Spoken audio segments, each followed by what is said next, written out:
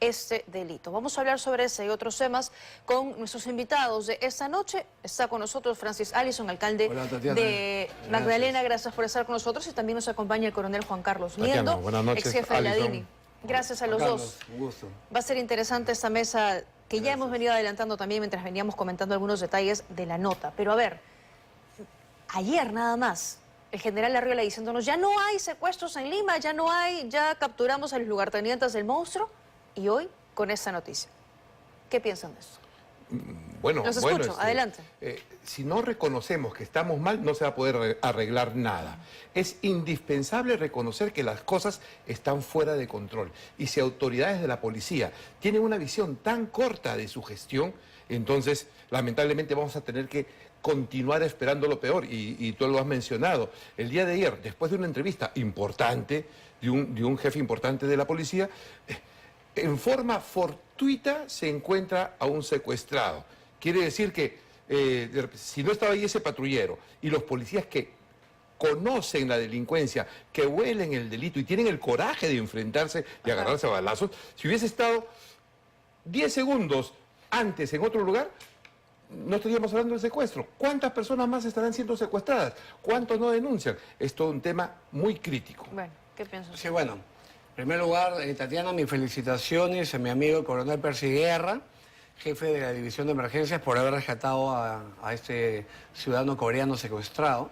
Efectivamente demuestra que más allá de las falencias que tiene la policía, tienen el ojo afinado, la vocación, sí, la capacidad. esa capacidad. Claro, arriesgan su vida por nosotros. El valor, claro. Sin embargo, es cierto, yo también creo que puede ser un grave error no reconocer lo que está pasando en el Perú. Porque reconociendo los errores es cuando podemos rectificarlos y cambiarlos. Y no es culpa de la policía, todo lo contrario. Se ha abandonado por décadas a la policía, en lo logístico, pero también se le ha perseguido jurídicamente, lo que es fatal. Esta persecución, hace unos años a lo mejor un fiscal hubiera dicho, ¿por qué disparas? ¿Por qué? O sea, tonterías. Y no solo hace unos años, ¿eh? Ahora también. Sí, así es. Hasta ahora siguen denunciando. Tenemos que proteger a la policía, pero también dotarla de dinero, de logística, de inteligencia. Por ejemplo, estamos viendo que se está hablando de seguir a los ómnibus. Eso es imposible. Solamente una empresa de transporte público tiene 200 ómnibus. Y hay un montón, no. Y más bien, seamos claros, y lo que se hace contra el crimen organizado es fortalecer la inteligencia, no el patrullaje de calle. O sea, la delincuencia común se interviene con patrullaje de calle, con operativos. Eso es lo que la gente quiere ver, ¿no? Sí, pero el crimen organizado, que son los secuestradores, ¿no? Extorsionadores, en fin, es con inteligencia. Mientras no fortalezcamos la inteligencia policial, esto va a seguir empeorando. Y en los últimos meses lo que veníamos viendo son secuestros que ocurrían principalmente a empresarios de la zona de Lima Norte por organizaciones criminales que operan y se mueven en esa zona. Pero ahora se están desplazando. O sea, lo ocurrido el día de ayer es el centro de Miraflores. Desde el centro de Miraflores, digamos. Y tenemos que esto, digamos, rebasa el concepto normal de lo que es un secuestro. Ya es una forma de vida de un grupo de delincuentes. Y lo que aquí hay que entender es que el crimen internacional ha instalado franquicias locales con métodos que nunca se han visto acá en el Perú. De una manera tan extendida que de hecho sobrepasa todas las capacidades estructurales de la policía, del gobierno y de las leyes. Porque no es también solo un tema de policía, es también leyes que no son adecuadas, ¿no? Y para no hablar del conflicto político entre el sector interior y el Ministerio Público, o sea, leyes no adecuadas, poderes enfrentados, jerarquía policial que no acepta los errores. Entonces, se requieren soluciones concretas. Y aquí yo me atrevo a decir, porque ya estamos en ese nivel, ¿no? Tanto como se ha hecho en Ecuador o como se hace en El Salvador, vamos a llegar a ese punto. Se necesitan más cárceles, nuevas leyes y ya empezar a pensar en capturas, digamos, capturas masivas, juicios sumarios, porque esto se ha desbordado. Si queremos enfrentar esto con los procedimientos normales de hace 15, 20, 30 años, es imposible. No estamos avanzando, ¿no? Y esa cadena de la que habla bien el coronel Liendo, que todos los actores funcionen, no está ocurriendo, ¿no? Esos delincuentes, por ejemplo, los que han sido capturados anoche, ya tendrían que estar tras las rejas, ¿no? O sea, han sido capturados en flagrancia, secuestrando a este sujeto, disparando y enfrentándose a la policía. Usando granadas de guerra y disparando a la policía. ¿Qué más? Bueno, agregar lo siguiente. En logística, por ejemplo, vemos en esa noticia que un policía está vivo por un chaleco antibalas. Ojo, la policía tiene una carencia en ese momento de 40.000 chalecos antibalas que nadie se los está comprando. En Magdalena, la municipalidad ha tenido que comprarlos para la comisaría. Como están haciendo muchos municipios con lo que pueden, sí, ¿no? Con lo que pueden. Segundo, en este secuestro vemos algo más. La cantidad de armas ilegales y también granadas de guerra que hay en nuestro país. Nos han inundado las calles de armas ilegales, aquellas que entran ilegalmente al país, pero también aquellas, ojo, como en ese caso, que son compradas legalmente y luego dadas de manera ilegal a la delincuencia, por delincuentes que compran las armas legalmente y luego dicen que se les han perdido, que se las han robado. Entonces, hay todo un manejo. Claramente hemos presentado como municipalidad, de la mano con SUCAMEC, una iniciativa legislativa que ha hecho SUCAMEC y que nosotros hemos convertido en iniciativa, ya sea en el Parlamento, para también controlar un poco mejor las armas. En el Perú tenemos un problema, por ejemplo, de que puede tener de manera ilimitada el número de armas para caza y deporte. Sí. Ahí está la famosa arma AR-15, que en el Perú una sola persona podía comprar 10, 20, 30, 40. Semiautomática. Y siempre se las perdían y se las robaban, y lo que hacían realmente es darla al crimen organizado, minería ilegal. Hay mucha corrupción también. Pero Es cierto. Ahí tenemos la experiencia de un alcalde en gestión, lo que le preocupa y muy peligroso, como las armas a libre disposición. Pero, ¿cuál es el nivel donde se debe intervenir? Tenemos fronteras abiertas, no hay una vigilancia adecuada, una migración masiva que no se controla, ¿no? Con presencia de crimen transnacional, ¿no? Que tiene bandas organizadas aquí y en el extranjero. Y solamente se ve el delito de la calle.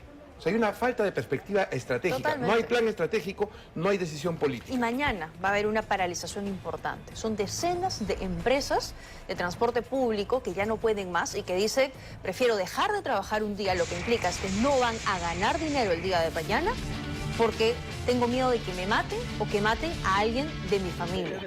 Y a ese gremio de transporte público se le han sumado otros, restaurantes, bodegas y mototaxis que están pasando por lo mismo. Fíjense, el día de hoy hemos conversado con Martín Valeriano, es dirigente de los transportistas. Los invito a escuchar lo que nos dijo respecto a la paralización del día de mañana. El tema de la seguridad que tiene que dar la autoridad con los atentados, 14 atentados que tenemos hasta el momento, 3 muertes, no hay respuesta por parte del gobierno. Y es por eso nuestro primer reclamo que el día de mañana, a las 7 de la mañana, bueno, haremos una protesta, una marcha pacífica de la Plaza de Hacho con dirección hacia el Congreso. Y de que estos temas de las extorsiones vienen sucediendo hace 6, 7 años, progresivamente incrementándose cada día más. Vemos peligrar la vida de los, no solamente de los transportistas, sino del público usuario. Si el ministro de estar al frente de estos actos delincuenciales y no actúa, tendría que dejar el cargo. Vamos a anunciar ya en los próximos días de no tener respuesta, ya un paro nacional con todos los transportistas, y yo creo que se tienen que plegar todos los sectores que hoy son perjudicados por estos actos delictivos. ¿Habían visto esto alguna vez? Un sistema de transporte público paralizado por la delincuencia. Lo he visto como político en Honduras, en El Salvador antes, en el Perú jamás. Quiero decir públicamente que doy mi apoyo total y absoluto a este paro y a los transportistas. El fin supremo del Estado, según el artículo 1 de la Constitución, es la protección de la persona humana. Y claramente eso no está pasando. Claramente la presidenta Dina Boluarte está desatendiendo el caso. Esto requiere del liderazgo de la máxima autoridad, que es ella, y claramente no está mostrando la mínima preocupación por lo que viene sucediendo. Sale indignada porque no le dan permiso para salir del Perú, pero no la vemos indignada cuando matan a un hombre que trabaja para llevar el pan a su familia. Mensaje a la nación. Mensaje a la nación. Para pedir permiso, ¿no?, para viajar, pero esto no es importante. Otro alto mandatario, otro hombre que tiene un puesto importantísimo, que es el ministro de Economía, no ha entendido nada. Para el ministro de Economía la vida vale menos que el dinero. O sea, no está apoyando a la policía según el plan Mariano Santos, que debería haberse cumplido al 2030, o sea, 6 años. Había que invertir 30.674 millones y ni uno de esos millones ha llegado a la policía. Entonces, para el ministro de Economía, más vale dinero. Para el ministro de Economía, este señor cree que una economía puede crecer o mantenerse en esas condiciones. No, eso es imposible. Claro, no solamente es lo que pierden los transportistas cuando no trabajen, es la gente que no va a llegar a la fábrica a producir y los mozos que no pueden trabajar. Los o sea, negocios es una que ya grande. están cerrando, que ya llevamos meses cerrando, porque simplemente no pueden. Tal cual. Esta huelga no es una cosa pasajera ni súbita, ya se veía venir. O sea, esto ya se estaba esperando, ya se hablaba de esto las semanas pasadas, ¿no? Y es una huelga totalmente legítima, yo coincido con Gales, totalmente legítima. Pero es una huelga inédita en el Perú. O sea, después de derrotar al terrorismo el 2000, digamos, o sea, ahora hemos llegado a un nuevo tipo de terror. Estamos peor. No, estamos peor. Pero hay esa misma sensación de miedo, ¿no? Exacto, hay un miedo De salir a la generalizado. Y lo que más enerva, digamos, frente a las acciones del gobierno es que no lo reconocen. Para todas las autoridades políticas estamos muy bien, estamos mejor que El Salvador, dicen, ¿no? ¿No? Caramba, Es las sí. últimas declaraciones. Y sí, tiene un impacto económico. Económico y social en los trabajos, cierran negocios. Social, las universidades están cerrando clases, ¿no? Los jóvenes, las madres, los niños no van a poder Estacionan desplazarse. colegios también, Exacto, o sea, sí. básicamente Claro. con eso, ¿no? Viviendas. Y por último, se requieren decisiones firmes, un liderazgo claro y fuerte, también Alison lo ha mencionado. Y el tema de la policía es muy complicado porque también es un tema de gestión. O sea, si no se aborda ese tema de gestión, porque a ver, el Ministerio del Interior recibe presupuestos de miles de millones de soles y que no están auditados convenientemente. Es que la Ese institución es un policial punto, ¿no? está muy politizada. Está politizada. Tan politizada que tienen a los policías viviendo en condiciones paupérrimas cuando salen a hacer su trabajo y no tienen el equipo suficiente, Claro. a pesar de que haya miles de millones. Entonces, se tiene que tomar este problema de manera seria, desde el nivel político, una reestructuración fuerte de la policía. En ningún país del mundo una organización se encarga de tantos problemas. Claro. ¿No? Ese es Entonces, es imposible manejarlo. Fíjense que los dos han tocado el tema de El Salvador, ¿no? Y han dicho, esto que estamos viendo aquí nunca lo habíamos visto, pero sí lo habíamos visto antes Santo en Domingo, El Salvador. claro. Fíjense que esta mañana vimos una comunicación a través de redes sociales de un diputado de El Salvador, Cristian Guevara. Lo tenemos el tuit para compartirlo, para que puedan estar todos al tanto de lo que él dijo, porque hacía referencia a la situación del Perú. Y lo que decía es que en el Perú, cada día, les voy comentando, aumenta la delincuencia. Ahí está, en el Perú cada día aumenta la delincuencia. Personas inocentes son víctimas de estos actos. Ese era nuestro diario vivir. Ojo con esto. Y estoy seguro que nadie quiere regresar al Perú. Y es una gráfica que nosotros compartimos el día de ayer, que cómo estaba incrementando la delincuencia en el país. Así que lo contactamos, nos parecía importante saber, a ver, usted que ya vivió esto, cuéntenos primero qué fue lo que pasaba en El Salvador. Y eso fue lo que nos dijo. Es muy parecido a lo que está pasando en Perú en estos momentos. Uno de los sectores más golpeados en El Salvador fue el de los transportistas. Primero comenzaron a extorsionar rutas de buses. Y cuando los empresarios y los transportistas o se negaban a pagar o no podían pagarlo, comenzaron a matar a los choferes. Esto era un tema muy frecuente en El Salvador y las rutas de buses se iban a paro. La extorsión siempre precede al homicidio. Si extorsionan a los choferes de bus, pues van a haber choferes de bus asesinados. Si extorsionan a las tiendas, pues van a haber dueños o la gente que atiende en las tiendas asesinados. Cualquier sector que se vea tocado por la extorsión, por el cupo, lo va a tener que pagar en un momento con sangre.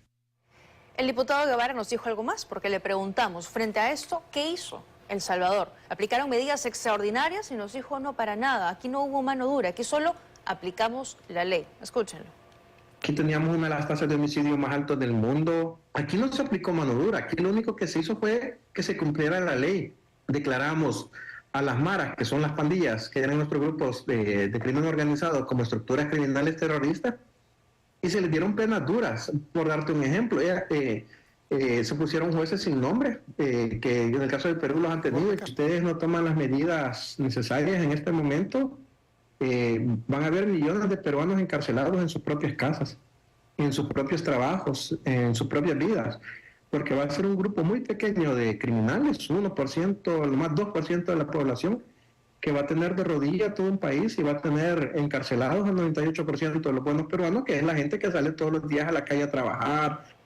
Los escucho, señores. ¿Qué Bueno, piensan de lo que ha dicho? curioso es que eso ya lo hemos vivido acá con el terrorismo. Pero ojo, ahora estamos peor. En primer lugar, están asesinando más peruanos que antes. En segundo lugar, en las zonas urbanas, que es donde más ciudadanos viven, el ciudadano común no era blanco terrorista.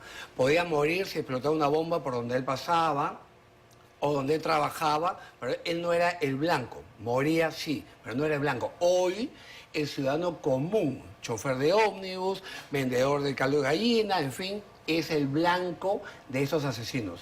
Segundo, es lamentable ver cómo los salvadoreños hablan de lo que hemos hecho nosotros acá. Y tenemos que aprender de ellos o de lo que nosotros mismos hemos hecho con nuestra misma policía. Como los jueces sin rostro, aunque no le guste a las cortes internacionales. Porque obviamente van a comenzar a amenazar y a matar también a los jueces y fiscales y tenemos que ya está protegerlos. pasando. Así es. Como las normas y leyes duras. Siempre me dicen a mí, no, las normas duras no sirven. Por favor. En el Perú sirvieron. Sirvió el grupo GEIN, pero eso era acompañado de cadenas perpetuas. Ismael Guzmán murió cumpliendo una cadena perpetua.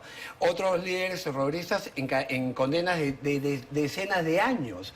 Por supuesto que en ese momento tuvimos que subir las penas para que los delincuentes no salgan pues prontamente a las calles a seguir delinquiendo. De acuerdo, ¿no? de acuerdo. Bueno, y en el mismo sentido, cuando en El Salvador dicen que no aplicaron mano dura, de repente es un poquito su narrativa para aplacarlo, porque la mano ha sido muy dura. En primer lugar, declararon a los... ¿no? Exacto. Declararon a los delincuentes como criminales terroristas. Mira, o sea, y realizaron detenciones masivas, ¿sí? Juicios sumarios, leyes especiales. Pusieron toda la organización de defensa en forma coordinada y articulada. Y contrataron una empresa extranjera que es quien los está asesorando. Entonces, ¿qué vamos a esperar aquí? ¿Qué esperan nuestras autoridades policiales políticas? ¿Que venga una empresa extranjera para que organice esto, para que arregle ello? ¿Hasta dónde vamos a llegar? ¿Hasta dónde vamos a soportar todo este clima de terror que se vive diariamente? Insisto, reformas estructurales desde el Poder Judicial. El Perú necesita una nueva acta, un acta tipo acta patriótica de los Estados Unidos para incrementar las penas, autorizar detenciones masivas, juicios sumarios, nuevas cárceles, incremento de penas y acción articulada de todos los organismos que tiene el Estado y que no se hace porque las autoridades siguen mirando este problema con los anteojos de hace 20 años. Es que ese es el problema, que no hay voluntad política, que a nuestros políticos no les interesa y vamos a terminar, como decía el diputado Guevara, 98% de los peruanos presos en casa. Y es lo que el gobierno nos está diciendo. Mañana quédense en casa, hagan teletrabajo. ¿Qué gente puede hacer teletrabajo? El vendedor no puede hacer teletrabajo, por favor. Esa es la respuesta que nos está dando el gobierno. En Ecuador, hace unos años en Ecuador se mataba mucho menos personas que en el Perú. Uno ve las líneas, se va arriba a Colombia, México. Ecuador se convirtió en el país más peligroso de la región y ellos no entienden ni cuándo pasó. En el año 2022, los homicidios en Ecuador crecieron, Tatiana, en 95% un año. Al siguiente año, luego de crecer 95%, crecieron 66%. El año pasado en el Perú se han asesinado a 8.8 peruanos por cada 100.000 habitantes y en Ecuador a 44.5, o sea, lo de Perú por 5. Y me temo que hoy está creciendo el homicidio respecto al año pasado, al menos 20 o 30%. Dice que va a 30, más o menos, ¿no? A ojo de buen cubero, al menos 20 o 30%. Y eso sin denuncia, de casos que no se denuncian, ¿no? Ese es otro tema también, ¿no? Así es. Algo importante a agregar a lo que dice mi amigo experto en inteligencia, que es algo fundamental en esa lucha contra el crimen organizado. Es momento de entender que tenemos que estrangular económicamente al crimen organizado. Cuando te llega un mensaje extorsivo, esa cuenta tiene que ser congelada administrativamente en menos de 24 horas. Quitarle los recursos a esas mafias. ¿Por qué permiten que esas cuentas? La UIF tiene hoy una herramienta llamada lo que es el congelamiento administrativo con la condición que en 24 horas se pide al juez la formalización de este congelamiento. Entonces la UIF tiene ya la facultad cuando es lavado activo o financiamiento al terrorismo. Y esto es lavado activo, porque obviamente... Pero es que lo que ustedes están narrando con mucho expertise hace cuenta de un plan. Un plan que no existe, No hay. ¿no? O sea, sabemos más o menos por dónde tiene que ir la ruta, pero no hay nadie que nos diga, aquí está, ya lo pusimos, las funciones están listas, vamos a comenzar a trabajar. El Ministerio del Interior, el ministro Santibáñez, ha dicho, vamos a crear un grupo que se va a encargar específicamente de atender los temas de extorsión. Y anoche el general Arriola nos decía, van a ser 100 efectivos, ya está listo, tengo el plan acá, necesito presupuesto, ¿no? Para capacitaciones, para logística y para todo lo que sabemos que le hace falta a la policía. Plan que tendría que haber sido presentado y sustentado el día de hoy ante el Consejo de Ministros. ¿Dónde está el ministro Santibáñez diciéndonos, ya lo aprobamos, lo priorizamos porque nos interesa al gobierno, y aquí está la plata y mañana empezamos con eso? El problema ahí, Tatiana, también Nada. es que, el problema ahí hay una gestión desastrosa de los fondos del sector interior. Ese es un gran problema que todavía no se está ahondando en las investigaciones, pero es necesario tenerlo en cuenta. Y dos factores claves, aparte de reconocer la gravedad de la situación. Mira, en Estados Unidos han declarado al Tren de Aragua organización terrorista. Ajá. Y el Estado de Texas pena de muerte. Tienes combate decidido al crimen en El Salvador y en Ecuador. ¿A dónde están migrando los criminales? ¿Cuál es la frontera más abierta? ¿Dónde se han incrementado los crímenes? ¿No? Y esto lo debería mirar Inteligencia Nacional, Claro. que resulta irrelevante. Entonces, no solamente es un problema local de la policía con la justicia, no solamente es el tema de los crímenes que vemos día a día, sino una oleada de invasión criminal que el Estado no está advirtiendo. Y para eso solamente se necesita firmeza y voluntad política, que es lo menos que hay en este gobierno. De acuerdo. Es hora de entender, primero, que tenemos que ponernos los pantalones. Tal cual. Asumir responsabilidades. Si luego que acabe esto y hayamos pacificado nuevamente al país, nos tocan esta gente que nos persigue, pues que nos persigan. Sí, cierto. Pero tenemos que sacrificarnos, si es necesario, por la paz de nuestro país. Ajá. Es momento de entender que la pena es para castigar. Esa gente no se va a rehabilitar. Esa gente, ni en la Biblia consiguen perdón, porque para eso primero tienes que arrepentirte. Y ellos no se arrepienten de lo que hacen. Es decir, ellos tienen que ser encarcelados de por vida. No nos debe preocupar si faltan cárceles por ahora, hay que hacerlas, pero por ahora la comodidad del maleante no está no es sobre una la prioridad. seguridad De acuerdo, que vayan de los nomás, ciudadanos. ya. Una fiscal me dice a mí, no hay cárceles. Y yo le dije, eso, la comodidad del maleante no debe ser nuestra preocupación. La siguiente pregunta, ¿cuánto cuesta alimentar de por vida al maleante? No nos debe preocupar cuánto cuesta la vida de los peruanos que asesinan estos desgraciados por Exacto. 5 soles o 10 soles de cupos diarios. Lo que sí debería preocuparnos en ese punto nada más, para hacer una precisión, es que sigan delinquiendo desde la cárcel, ¿no? Por supuesto. Eso sí. Que es un Eso sí. factor A ver. que está abandonado hoy día, el control de las cárceles. Nos dio pena un reportaje hace una semana en un canal que sale, las antenas que salen por todas las ventanas de un penal de máxima Claro. seguridad, y todavía dicen imágenes captadas por agente encubierto de IBIAC. ¿Por qué un agente encubierto de la IBIAC tiene que firmar eso en un penal que es un establecimiento del Del Estado? Estado? A ver, pero, O sea, una vergüenza, pero lo que ¿no? es real es que hay extorsiones a los trabajadores del INPE, Exacto. que las extorsiones dentro del penal existen. Por eso la policía O sea, dice que eso es ellos real. quieren retomar el control de penales, pero claro, antes la Guardia Republicana estaba a cargo del control de penales. Pero hoy por hoy es factible eso. Bueno, tiene que hacerse, o sea... ¿Le no- parece? Sí, definitivamente, o sea, tiene que ser en un Sí, yo proceso digo, rápido. pregunto si en el momento Sí. en el que estamos ahora, si hay las capacidades para hacerlo. Tenemos... Definitivamente no se puede seguir como está, Tatiana. Ya. O sea, esto está desestructurado. Se requiere indispensable la reespecialización de la policía en los estamentos, digamos, que conocíamos que trabajaba y que se han abandonado. Eso es necesario, junto, e insisto, con penas más severas, detenciones masivas, juicios sumarios y más cárceles. Eso de inmediato, ¿no? Asimismo, la policía debe ser relevada de aspectos que pueden ser cubiertos por otras fuerzas como el serenazgo, por Claro. ejemplo, los bomberos en rescate, serenazgo en control del tránsito de la ciudad, notificaciones policiales, todo eso. O sea, empoderar el serenazgo municipal, empoderar bomberos, liberar a la policía de otras actividades que las distraigan. Como el tránsito, por como el favor, tránsito. es un acto administrativo. Salvataje Exactamente. mismo, el salvataje está a cargo de las municipalidades, por ejemplo. Claro, ¿No? sí. Entonces, Claro. se requiere una reestructuración. Optimizar los recursos. Y Y las todo eso, cárceles, sí. perdóname, siempre tienen que estar a gran altitud. Entendamos que esa gente tiene que ser castigada.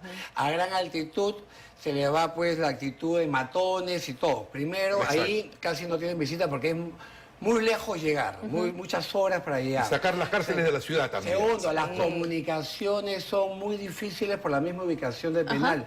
Tercero, el frío los castiga y la falta de oxígeno impide que tengan la moral elevada. Ahí se les castiga diariamente sin tocarlos. Ellos lo merecen ser castigados como lo que son, lo peor de toda sociedad y que tiene que ser alejado de aquellos que merecen ser protegidos. Vamos a escuchar la respuesta política, ¿no? Ya que sin respuesta política no hacemos nada. Esta noche el señor Adriansen dio unas declaraciones respecto al paro de mañana. Vamos a escucharlo. Para que todos los gremios de transportistas se sientan inconformes con la propuesta gubernamental, se acerquen a la mesa de diálogo y puedan explicarnos cuál es su posición, cuáles son sus demandas y ver en qué medida estas demandas se pueden atender. El gobierno se ha comprometido en brindarle seguridad, se ha previsto colocar cámaras en las rutas, en los corredores viales, como no dentro de los propios omnibuses, pero hay también mucho de transporte ilegal y en eso tenemos que tener también sumo cuidado nosotros y de allí la invocación a que los pasajeros utilicemos transporte formal.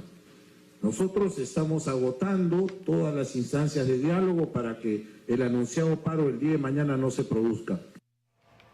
El señor Adriansen, no, ya iba a decir Santibáñez. Santibáñez ni apareció, dicho sea de paso. Pero el señor Adriansen dice, vamos a reunirnos. Ha anunciado que van a poner buses también de transporte público para la gente. Cuatro buses. ¿Algo más? No, aparte, seamos claros, los extorsionadores escucharán a Premier y se reirán. ¿Para qué van a poner cámaras? ¿Es lo que dice? Dios mío. Y la capacidad de respuesta, ¿en cuántos segundos un maleante jala un gatillo? ¿Y les importa que lo filmen? O sea, las cámaras no funcionan sin una capacidad de respuesta. Nos faltan 53.000 policías, el 43% de la flota vehicular de la policía está malograda. ¿Qué haces entonces poniendo cámaras si no vas a poder llegar a tiempo? Claro. Entonces hay un abandono total de la institución policial. Cuento algo. La DIVEME, estos policías heroicos que han salvado a este coreano, la Municipalidad de Magdalena está donando ahora material de construcción porque están ampliando en el tercer piso de un pabellón sus dormitorios. Ellos construyen con sus manos, nosotros damos el material. ¿Sabes a quién más estamos entregando material en estos días? Ni más ni menos que al Grupo Greco. Vas a sus cuartos y ves lo que está pasando con la policía. Una buena parte sin techar, otra parte todo sin tarrajear, sin ventanas, o sea, tienen los vanos abiertos, sin vidrio. Entonces, realmente, el abandono y la falta de respeto a la institución policial, más la persecución que ha habido por parte de malos fiscales, no todos son malos, pero sí de los malos y de algunos malos jueces que se han atrevido a condenarlos, han tenido como consecuencia todo lo que estamos viviendo. Hay malos elementos en todas partes. También en la institución policial, y lo hemos comentado también, por supuesto. En todo grupo humano hay gente digna y gente indigna. De acuerdo. Aquí y alrededor del mundo. ¿Qué piensa Coronel Lindo en la respuesta? Sí, soluciones, digamos, firmes, inmediatas y no promesas. Ya estamos cansados de promesas. Cuando yo escucho diálogo, es imposible sentir una sensación de desasosiego. Los transportistas quieren diálogo, quieren emitir opiniones, ellos quieren seguridad. Claro. Y el gobierno no ofrece seguridad. Y el ministro se pronuncia sin el ministro del Interior. Entonces, ¿qué está pasando? ¿No? ¿Qué está pasando? Amanecer Aparte seguro. de Premier dice que quiere escucharlos para ver qué quieren, ya sabemos qué quieren. Ya sabemos qué cosa quieren. Entonces, pidieron diálogo ya hace meses, ¿no? Exacto. ¿Qué pasó, perdóname, con la geolocalización? Si te llaman de un teléfono, ¿por qué no usamos la geolocalización con la divindad? Y hay muchos que han denunciado. ¿Dónde está el teléfono que están usando y por tanto dónde están ellos? En la institución policial hay excelentes hombres, excelentes equipos de trabajo, excelentes. Yo trabajo con algunos de ellos. Están desarticulados, no conversan entre ellos, son feudos dentro de una organización. En niveles altos están politizados, como la DIVIAC. El mismo ministro del Interior explica con detalle problemas en el manejo de fondos de la institución policial, ¿no? Tú dices, policías que tienen que construir con su propia mano sus propios ambientes, no, eso la es municipalidad les apoya, y ¿quién audita los miles de millones que hay para infraestructura policial? Entonces, el problema es grande, ¿no? Si los policías no lo reconocen y no aceptan ese problema, ¿qué van a esperar? ¿Que venga una empresa privada del extranjero o un equipo de Naciones Unidas para que los ayude? Muy bien. Ese es todo un tema que tiene que solucionarse muy pronto. Me he quedado sin tiempo, sí, muy Son de brevemente. liderazgo por parte de quien manda en el país. La presidenta Dina Boluarte no puede seguir viendo esto de reojo y tocando temas secundarios y no entendiendo que es el problema número uno del Perú. Ella tiene que comprometerse, se tiene que declarar en emergencia el sector interior para que puedan comprar de manera inmediata armas, chalecos, fortalecer la inteligencia, la criminalística, la investigación. No lo están haciendo. Sí. Muy bien. Bueno, nos ha quedado corto el tiempo, los comprometo a retomar esa comunicación, este diálogo, ha sido interesante escucharlos y ojalá en una próxima oportunidad ya con un plan, ¿no? Ya viendo por lo menos que algo se está haciendo. Y soluciones concretas. Muchas gracias. ¿No? Es lo que se necesita. Gracias a los dos por habernos acompañado de hoy. Una pausa al volver.